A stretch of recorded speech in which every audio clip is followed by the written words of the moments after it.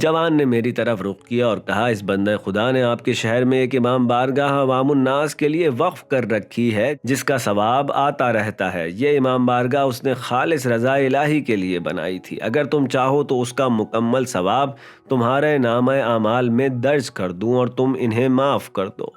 میں نے خود سے کہا کہ ایک تہمت کے بدلے میں امام بارگاہ کی تعمیر کا ثواب مل جانا تو بہت ہی اچھا ہے۔ وہ بزرگ بہت ہی افسردہ دکھائی دے رہے تھے، لیکن میرے پاس کوئی اور چارہ نہیں تھا، لہٰذا ایک عظیم وقف کا ثواب ایک تہمت کی وجہ سے میرے حوالے کر کے وہ برزخی جنت کی جانب روانہ ہو گئے۔